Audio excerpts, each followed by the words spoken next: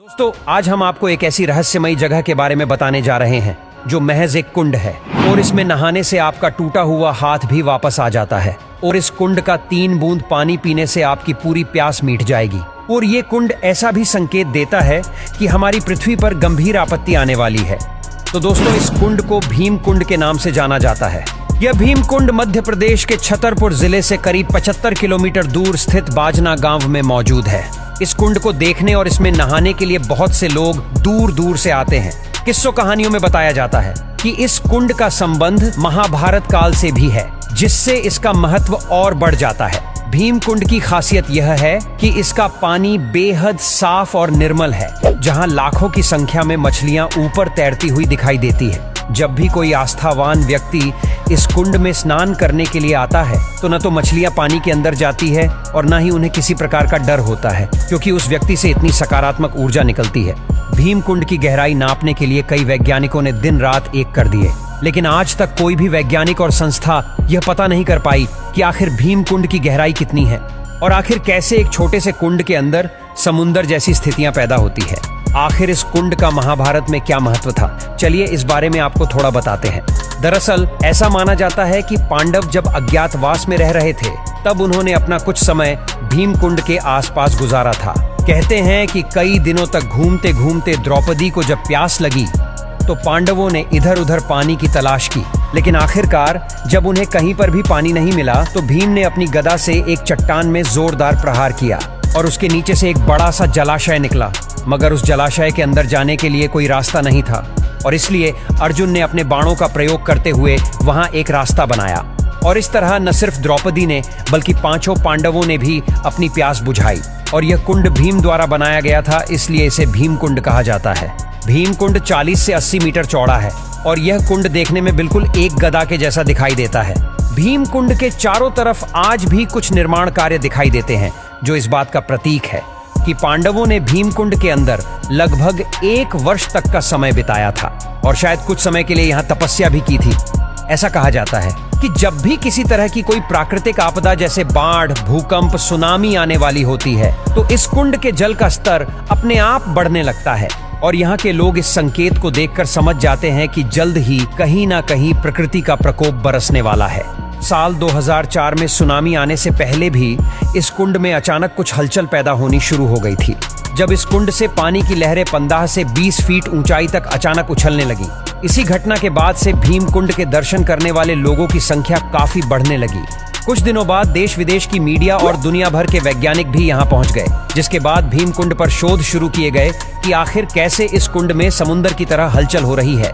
हैरानी की बात तो यह है कि वैज्ञानिक कई दिनों तक इस कुंड की गहराई को नापने की कोशिश करते रहे और कई गोताखोरों ने कुंड के अंदर झांक कर देखा। लगभग 22 फीट पानी के अंदर जाने के बाद वो लोग आगे नहीं जा पाए, जैसे कोई ताकत उन्हें आगे जाने से रोक रही हो। वैज्ञानिकों का कहना था कि इसकी गहराई नापना संभव नहीं है। इसके अलावा यहाँ गहराई में कई क्विंटल वजन की मछलियां मौजूद है और अंदर पानी का बहाव भी बहुत तेज है और साथ ही नीलम पत्थर के जैसी एक बड़ी चट्टान भी है। वैज्ञानिकों ने अपनी रिसर्च में आगे बताया कि जो मछलियां इस कुंड के अंदर मौजूद है, ठीक वैसे ही मछलियां समुंदर की गहराई में पाई जाती है। तो कहीं न कहीं इस कुंड का संबंध समुंदर से मिलता जुलता है। कुछ समय बाद जब नेपाल और जापान में भूकंप आया तब भी इस कुंड का जलस्तर अचानक से बढ़ने लगा था, जिससे यह कंफर्म हो गया कि प्राकृतिक आपदाओं से इस कुंड का कोई न कोई तो संबंध जरूर है। इस कुंड के पास में एक गुफा भी बनी हुई है जिसमें शंकर जी का शिवलिंग विराजमान है। यहाँ पर आने वाले लोग इन्हीं की पूजा करते हैं। ऐसी भी मान्यता है कि इस कुंड में स्नान करने से सभी प्रकार के रोग दूर हो जाते हैं, इसलिए लोग इस कुंड का जल बोतल में भरकर ले जाते हैं, क्योंकि ऐसा भी कहा जाता है कि इस कुंड का पानी गंगा जल के समान पवित्र है। ऐसा कई सालों में देखा गया है कि गंगा के जल की तरह ही भीम कुंड के जल में भी कभी कीड़े नहीं पड़ते। ये एक अनंत स्रोत की तरह है जिसका पानी कितना भी उपयोग में ले लिया जाए लेकिन इसका स्तर कम नहीं होता। एक बार तो राज्य सरकार ने इस कुंड को खाली करने के लिए यहाँ वाटर पंप लगवाकर कई दिनों तक इसका पानी बाहर निकलवाया था, लेकिन इसके बावजूद भी भीम कुंड के जल स्तर पर कोई प्रभाव नहीं पड़ा। वो जितना पहले था, हजारों लीटर पानी निकालने के बाद भी उतना ही रहा। इसलिए लोग इसका प्रयोग पीने के लिए करते हैं। इस कुंड के अद्भुत जल के विषय में एक और चीज कही जाती है कि चाहे पीने वाले व्यक्ति को कितनी भी प्यास लगी हो, अगर इस कुंड का मात्र 3 बूंद जल भी उसने ग्रहण कर लिया तो इंसान की पूरी प्यास बुझ सकती है। इस कुंड से जुड़ी हुई एक और हैरान करने वाली बात यह है कि इसमें डूबने वाले व्यक्ति का मृत शरीर कभी नहीं मिल पाता। आमतौर पर जब भी कोई व्यक्ति पानी में डूब जाता है तो कुछ वक्त के बाद उसका शरीर फूलकर पानी की सतह पर तैरने लगता है, लेकिन इस कुंड में आज तक जो भी डूबा है उसका शरीर कभी भी बाहर नहीं आया है।